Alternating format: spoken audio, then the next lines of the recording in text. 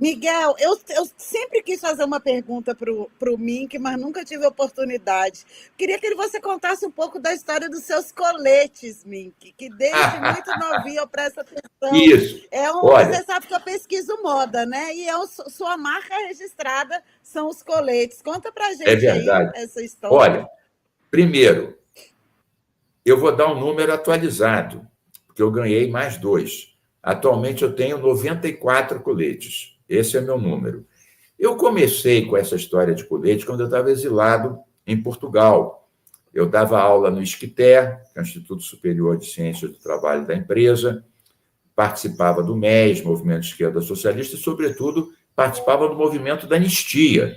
A gente fez um movimento muito forte em Portugal, conseguimos o apoio, na época, do Mário Soares, de vários partidos, do centro-esquerda, da esquerda, até parlamentares independentes. A gente fez um forte comitê de anistia lá.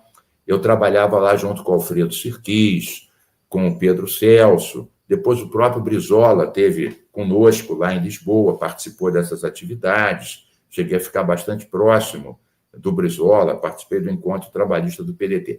E lá em Portugal, algumas pessoas usavam colete, no Alentejo, sobretudo no Porto, no norte do país. Aí eu ganhei uns 2 coletes, comecei a usar, e eu via que, sobretudo no outono, que lá no outono, na primavera, faz um friozinho, no fim de tarde. Então, melhor do que um casaco muito grande, se andasse com um casaco grande de manhã, tinha calor.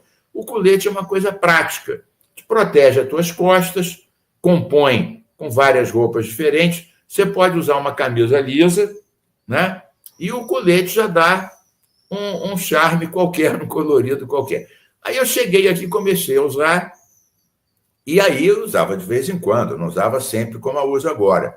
Aí vários amigos começaram a comentar, me dar colete, me disseram, tal loja tem, vendem os coletes lá da Bolívia, do Peru, e muitos viajavam, inclusive uma colega de vocês aqui, ela, que é a Ingrid, que já teve várias vezes com vocês, ela me trouxe da Guatemala 2 coletes maravilhosos, e sempre as pessoas trazem, da África.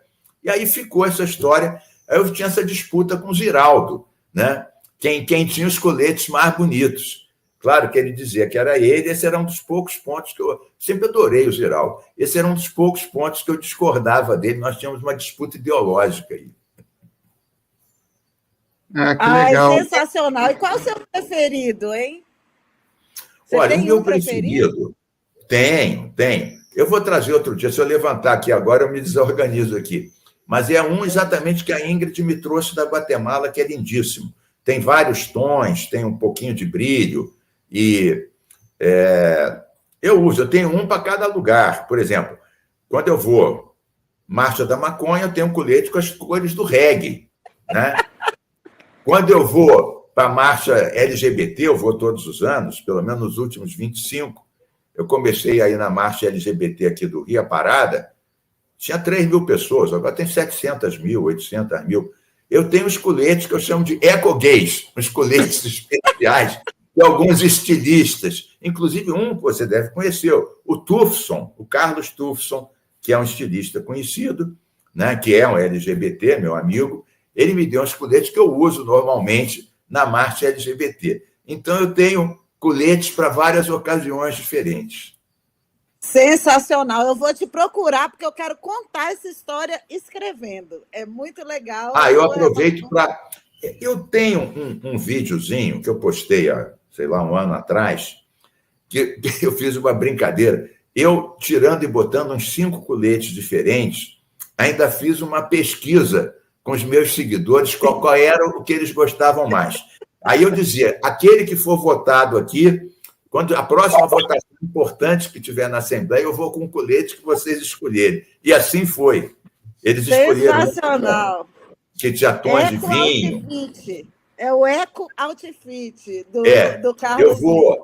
Eu vou encontrar esse videozinho, mesmo antes da gente conversar mais sobre esse assunto, eu vou encontrar esse videozinho e vou mandar aqui para vocês. Eu mando aqui, eu tenho o zap do Miguel, eu mando aqui para vocês.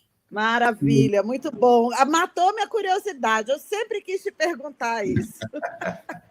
Ô, Mink, você falou no Ziraldo, né?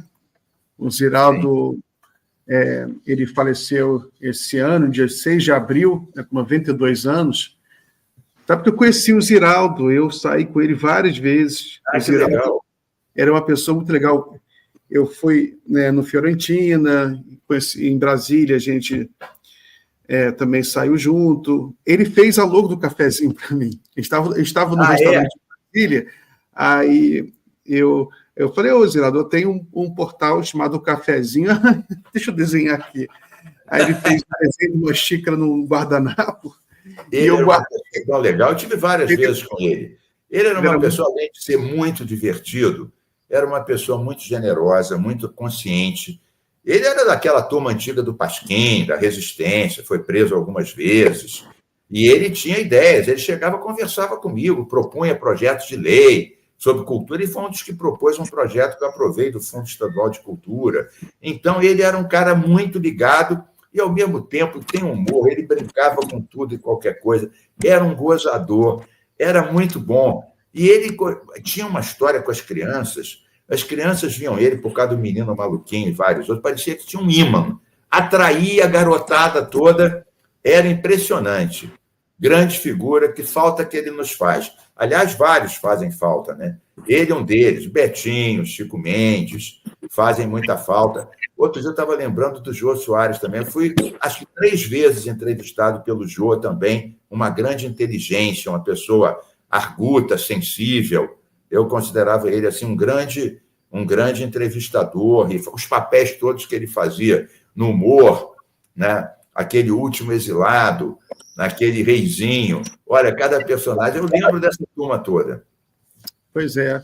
Uma vez eu dei carona para o Ziraldo, ele tinha uma casa em Teresópolis. Eu conheci a casa dele, casa linda que ele tinha em Teresópolis. Eu não conhecia, mas ele falava muito dessa casa.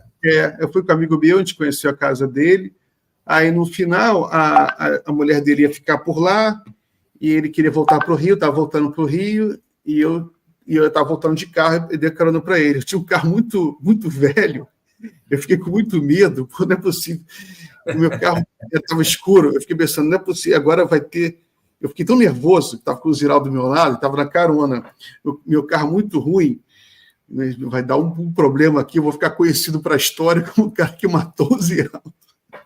Nossa Senhora, porque eu só pensava nisso, dirigindo, porque a lanterna do carro estava fraca, não conseguia enxergar direito, que vergonha. Mas, enfim, chegamos só em salvo, porque o trânsito para descer a Avenida Brasil, descer Teresópolis, é super pesado, né? É tenso aquele trânsito. Mas deu tudo certo, entreguei ele em casa, ele morava na Lagoa, deu tudo certo, mas era uma figura excepcional. Ele marcou também a minha infância, o Menino Maluquinho, marcou. Eu adorava a turma do Pererê. Sensacional.